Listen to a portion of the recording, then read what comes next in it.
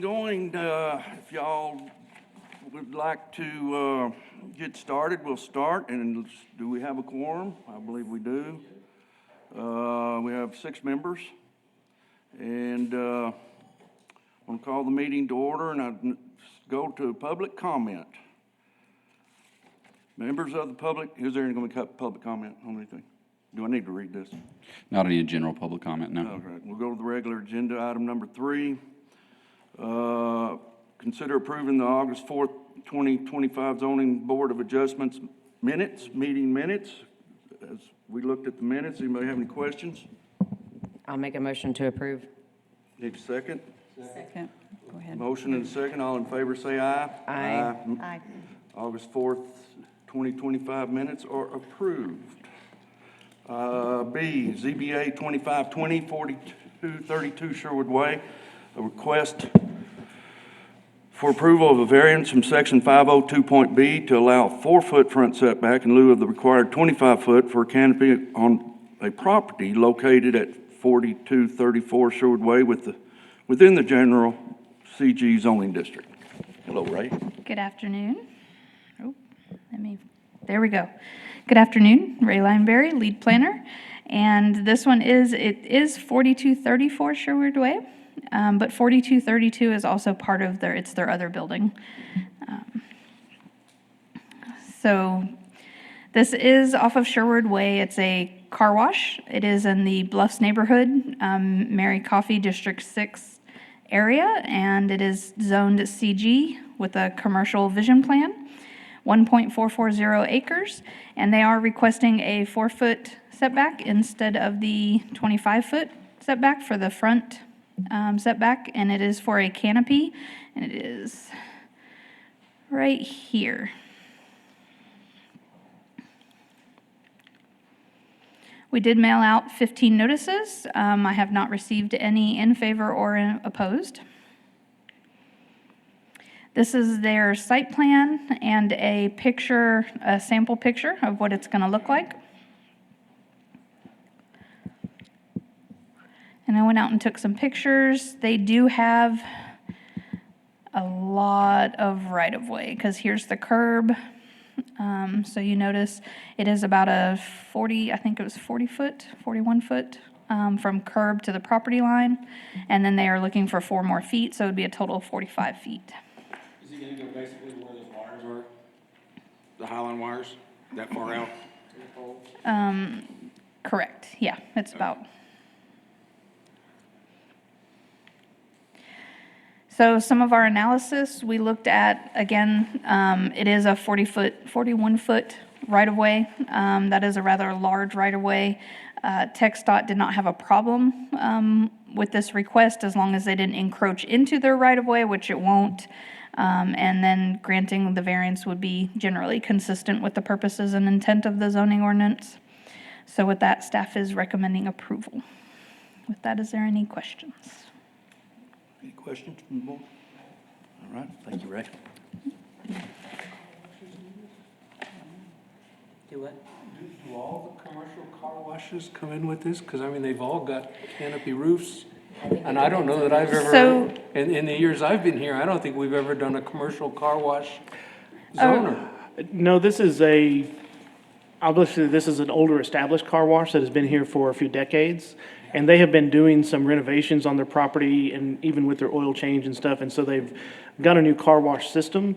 But as the cars now kind of exit that area, they know that they're looking for really protection for their staff is what the main request is. And so that canopy is going to be some shade protection for staff as that car's coming out and they start wiping down the car. Then they kind of pull it around and bring it back to the back where the customers would be to come and finish it off and get it back to them.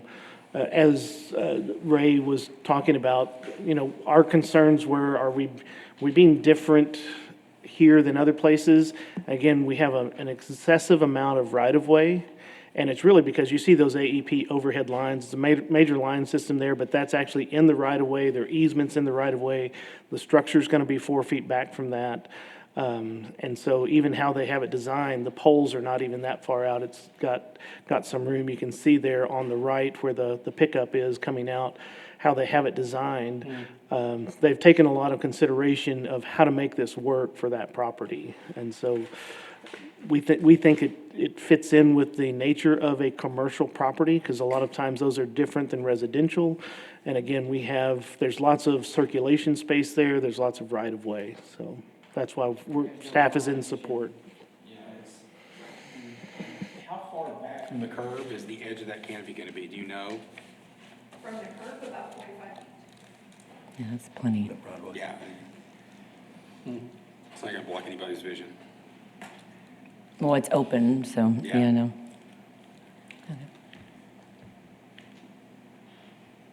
Any more questions? I'm gonna ask for a motion. I'll make a motion to approve as presented. No, we need public comment. Any public comment? If you have questions for a representative, they're here.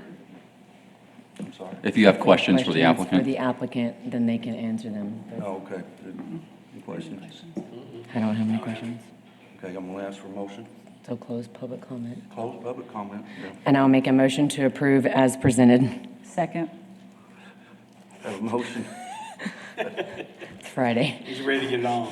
Have a motion and a second. Any more discussion from the board before we go for the vote? All right, there being none, let's have a vote. All in favor, say aye. Aye. Any opposed? Motion carries 6-0. Let's see where we see. Item C, ZBA 25-21, 216 West 36th Street. Request for approval of variance from section 501A to allow 15-foot front setback, a 22-foot setback, and a 10-foot front setback on one side of a double frontage lot in lieu of the required 25-foot front setbacks for properties at the corner of West 36th Street and Grape Creek Road within single-family residential RS1 zoning district. Hello, Austin. Thank you. Austin Reed, Senior Planner. This one comes to you out of the Riverside neighborhood. It is District Number 2, Joe Self's district.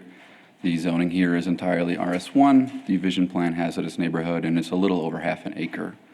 This next part will differ a little bit from what you just read and what was on your staff reports, because we did work with the applicant to try and lessen some of those variances. And so what we're asking for today is approval of a 19-foot, a 21-foot, and then a 15-foot front setback in lieu of all those 25 feet requirements. We sent out 12 notices on this, did not receive any responses as far as I'm aware. And this might help shine a little bit of light on those variances. So it's a little hard to see, but you can see the house outlines along with the setbacks. This top one will be 19 feet off of Grape Creek. The one below that is 21 feet off of Grape Creek. And then those bottom two come back to 25 feet off of Grape Creek. That bottom lot, however, is a true double frontage lot, so the requirement is 25 feet off of 36th Street, but they are asking for 15 feet instead. 15. So as you get closer to that intersection, the houses are kind of starting to pull away. So under our analysis, obviously this is one property. It's currently being subdivided into 4 different lots. These properties are located within our city's designated infill area, so we think that maximization of this space would really be in the community's best interest for availability of housing. These do also have an adequate amount of right-of-way. I think it has at least 10 feet on either side, and a safe visual clearance, as I just talked about, on the corner will be maintained. So with that, we are recommending approval of the variances that we discussed today. Do you guys have any questions? Any questions? So lot number 2 and 3 are 25-foot setbacks, which is another 21. Yes, so the top Okay. one will be the 19, the one below that is 21, and then those Then you have bottom two. 25 and 20, okay. Yeah, they come So to it's on the 25 side. feet, but then the double frontage one is requiring a 15-foot one off of Right. 36th Street. Okay, thank you. The corner lot there, the garage is gonna be where it's shown. Bottom. They're not gonna flip it, line of sight stuff. So the driveway, are they gonna exit onto Great Creek? Is that where their driveways are gonna? That is correct. Diane? Yes, sir.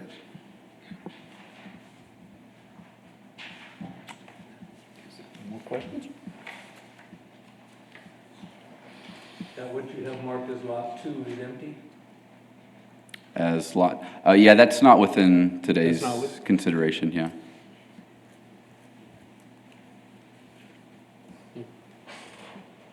Thank you, Austin. Thank you. You wanna go to public comment? It's okay, I'm gonna ask for, I'm gonna ask for public comment. Erica Wilde. It's me, Erica Wilde, Wilde Engineering and Surveying. Just here for any questions or comments you might have. I'm good.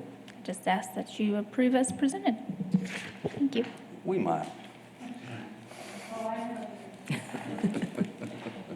All right, board, let's have a discussion amongst ourselves. Do we need to have one? Or just go right, I'm gonna close public comment. All right. Baby steps, baby steps. It's been a while since we've been up here. All right, public comment is now closed. Board, we do need to discuss it, go to a motion. I'll make a motion to approve as directed, as written. I'll second. I have a motion to approve in a second. Any more comment before we go to the vote? Can't get my beads out today. Vote. Just as a sort of a comment on the end, will y'all fill in the proper measurements on the minutes for the meeting? Since our minutes, our agenda has the wrong, Yeah, Yes. this is not that. Right, we'll make sure that's reflected. It was allowed because that's a lesser variance than what they originally requested and was advertised for, so, but those will be reflected in the minutes for sure. okay? In that case, my motion stands. Okay, we have a motion and a second. Second stands. Second stands. We need a third stand. Let's go to the vote. All in favor, say aye. Aye. Any opposed? Motion carries 6-0. Where are we here? D. ZBA 25-22, 351 East 47th Street. A request for approval of a variance from section 501.8 to allow 15-foot front setback along Travis Street and a 5-foot front setback along East 47th Street for property at 351 East 47th Street within the single-family residential RS1 zoning district. Thank you, sir. Austin. Austin Reed, Senior Planner again. This one will be very similar to the last, same kind of situation, and it has the same applicant as well. This one is in the Lakeview neighborhood, District Number 2, again, Joe Sells District. Zoning here is entirely RS1, the vision plan is neighborhood, and it's about 0.46 acres.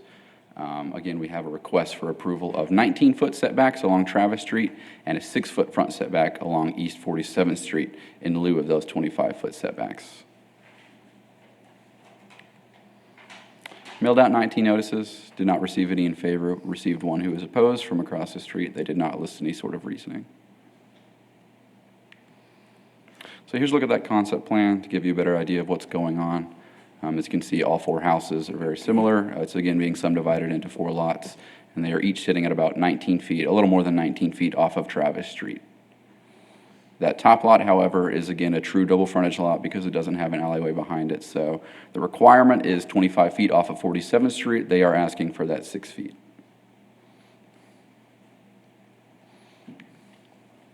On to our analysis. As you saw, this is being subdivided into 4 lots. This property is located within the city's designated infill area, and it's adjacent to a school. Maximization of this space is in the community's best interest, we think. These lots, as they're proposed, actually are at minimum size by RS1 standards, and again, it has an adequate amount of right-of-way on both frontages, somewhere between 10 and 15 feet. So with that, we are recommending approval of these variances that are presented today. Do you guys have any questions? Any questions? That's catty corner from Lincoln. Correct, yes. Now, I know because I went by and looked at it. The opposite corner has sidewalk and a cutout. And the one straight across, was it 47th, has the same concrete corner and a cutout. Is there supposed to be sidewalks there? I didn't know if there was, because there's a school, I didn't know if there were restrictions or suggestions or. That is a trigger with our land development and subdivision ordinance for anything that happens close to a school. Yes, the sidewalk requirement is there. So are you going to be able, if it's granted, go back to the draw out? That setback from 47th is how many feet? 6? Yes, 6 feet, and then it has about 10 feet of right-of-way, I think, on that side. Okay, so there's 16 feet between what is going to be the edge of the Between the house. structure and the curb. So you still would be able to fit sidewalks in there, no problem? Correct, and they typically go in right-of-way as well, so Right. somewhere in that 10 feet between the property line and the curb, those sidewalks would be located. Because the other side doesn't have sidewalks, it just has the cutout on the corner, which I didn't know whether that was Yeah. I don't know how the well long you can see, intention or but not. Yeah. Okay. Austin, there's no alley between 351 and 355. It's just, no, so really those are two properties right now, but it's being subdivided kind of perpendicular to the way the lot lines run now, if that makes sense. They added them together and then they're chopping Yeah, this way. exactly. Put them together and then it was approved to chop basically it. flip them Right. and make them 4 lots. Right. And that's not even. Because the one we did the other was like a block away, and they did the opposite. Correct. Yeah. Yeah. That was it. Thank y'all. Thank you, Austin. Okay, I'm gonna open it up for public comment. Eric Wilde again. State your name for the record. State your name. Erica Wilde, Wilde Engineering and Surveying. This one was a little bit more tricky. We had to put a 20-foot easement in the back for a sewer line. The sewer is, this area is a little bit unique in that these are the only lots that don't have sewer. So we're going along the back just to feed those. So it was a little bit less space we had to work with. Had to squinch down some houses, but they found a house plan that would work, so that's why we're here today. I just ask that you approve as presented, and I'm here for any questions. Drainage pattern from on a peak event rain, which way is the water gonna run? Do you know? To the street, Which one, 47th or Travis? both, Okay. split, From Lincoln this way? yeah. Because there's a pond, kind of, a retaining pond, kind of over. So it's gonna be there, running in where that between the wheel is. houses? No, it's gonna, that's what she's saying, they're gonna put that sewer on the back, that's why they needed that easement, and they're having to push the houses up closer to ask for the variance back, so that when they do the drainage and everything else, it will run to both Travis and to 47th. We'll kind of split it, not to inundate one street. So is that sewer easement would be a dedicated easement, right? Yes, Yes. Okay, can they put storage buildings over it and things like that? no, they can't put anything over Okay, it. so it's an unobstructed. I'm sorry, it's an unobstructed easement, yes.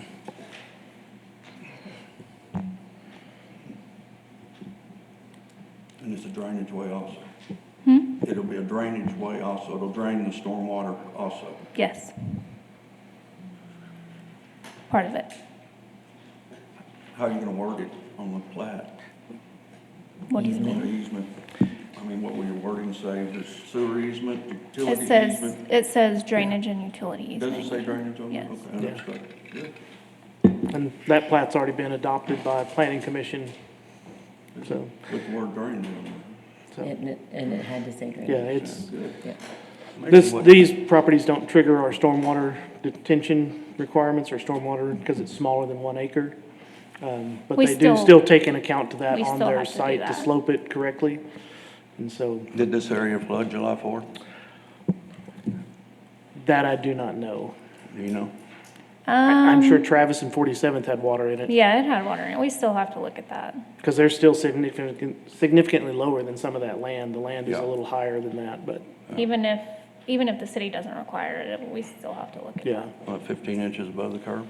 So there's an alleyway that Been a runs horizontal in that picture? Correct. Yes. So the easement will tee into that alleyway and it'll. Yes, Yes. Yep. Good. Thank you. yes. Any more public comment? Come on now. There being none, I'm gonna close public comment. I'm gonna make a motion to approve as presented. Second. I haven't asked. I don't care today, it's Friday. It's already done. Okay, I'm gonna ask for a motion. Would say it again? I'm gonna make a motion to approve as presented. I'll second. All right, we need more discussion before we go to the vote? No. All right. Have a motion and a second. Go to the vote. All in favor, say aye. Aye. Aye. Any opposed? There being none, motion carries 6-0. That's it. Oh, division report. Thank you, Chairman. Aaron Vanoy, Director of Planning Development Services. Just want to say thank you to Wilde Engineering and to our city staff for working together on those two cases. trying to make it work so that the properties become developable. If you think about the one that's off 36th, really that sight line was the most concerning thing. When you're looking to the north on Grape Creek, can you really see the traffic coming down that way before you turn out off of 36? And the builder knew that, the engineer knew that. They said, hey, let's work with us and do that. So I just really want to say thank you to them. Same with the one over there in Travis. Obviously, those lots have never been built because there's sewer service. And so now we've got a way to get some sewer service, maximize those 200-foot deep lots as they were originally platted back when everybody had farm animals in the backyard. Well, that's not necessarily today, and so we're able to do some infill housing. So we're very excited about that. So thank you for that. On both of those cases, y'all observed that there was the double frontage item. And so we are working through some language to rewrite our double frontage, and it has to do with how much right-of-way. So in both of these cases, there was a lot of right-of-way of 10-foot plus in a couple of areas. And so take this one, for example, that's on the screen on 47th. We know there's over 10 foot.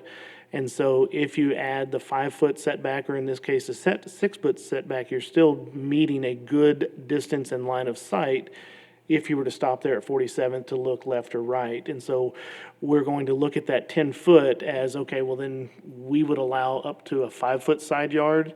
If you're less than 10 foot, then we may ask you to go to a 10-foot side yard, something like that. But we will be working through those things and bringing those forward to the Development Task Force in the next few months, and then bringing that forward to Planning Commission to try to get that in our LDSO, so it might lessen the ZBA cases that come for a double frontage. I know Mr. Young had some questions. Y'all have all had questions about double frontage, of how can we address that for our developers, and particularly when it comes into residential properties like this that we're trying to do infill. How do we find some ways to make it work? So our staff's working on some other things in our zoning ordinance and our LDSO, bringing those forward to Development Task Force as well.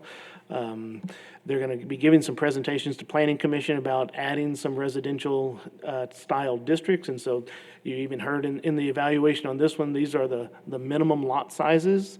And so there are some builders out there that may want to build a smaller house on a smaller lot and be able to do that in certain areas. So they're looking at, could developers ask for that type of zoning? They're trying to clean up the LDSO to where we actually know what the minimum width of a drivable road is. We seem to bounce around a little bit, so we're working on that. And we're just trying to help the regulations, help development keep moving forward. So I really appreciate our staff working on that, as well as the development community giving us ideas and thoughts and what really impacts their pocketbook, because that really is key to affordability. So we really appreciate them helping us out. With that, Chairman, I don't have anything else. Aaron? Well, turn it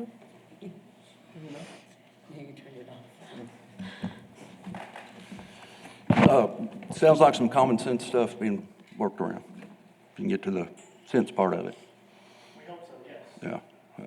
What about anything on RS1 on the 25-foot minimum setback? They all worked on that too? We are working on that. RS1? We think we're going to continue to have an RS1, but we are looking at adding like an RS 4 and 5 that would allow maybe a lesser setback. And then if the builder developer says, well, I want so many lots of this and so many lots of that, we'd find a way to work that into the zoning for them. We wouldn't go and zone somebody's properties right now and say, okay, we're going to go and rezone these areas that were RS2, they're going to be now RS3 or RS4. It would be a zoning that people could request to help their development of vacant and infill land in particular. Mm-hmm. Again, those on the edge development, they may like larger lots or what we have, but we're trying to give some flexibility so that they have some options instead of just one or two options for a single-family house. Gotcha. So say 20-foot setback? Potentially 20-foot setback, depending on the style of house and how wide. Front entry garage, you think? There's some of that discussion going on. There's also some discussion of what about if we lessen the requirements of how an alleyway is built, and those that wanted to do an alleyway that's not having to do such a high level of higher than really a street level, because we don't have the large trucks going back in our new developed alleys any longer. can you move the houses up, put the garage in the back, and still have enough yard in the back to have both? Change the grading. So- it takes away from the cost, and you can not have to have it Yeah. so big. It's still accessible, but it doesn't have to have a trash truck be able to get down there. Okay, thank you. So we hope some good innovative ideas. It's kind of partnering with some of the information that's starting to come out of our most recent housing study. I know that COSA DC is getting ready to release that to the public of hey, this is the types of houses that our community may need, and keep working from there to try to help our development keep moving forward. Thank you. Any more questions? Any questions? So did you just cover Division Report 5 and A? I get, well, A is the next meeting. That was follow-up and administrative issues. Got that, okay. I'll catch up here in a second. The next regular meeting of the Zoning Board of Adjustments is scheduled for December 1st, 2025 in the East Mezzanine Meeting Room at City Hall. And need a motion to adjourn? I'll make a motion to adjourn. Second. All in favor, say aye. Aye. Motion carries 6-0. Thank you.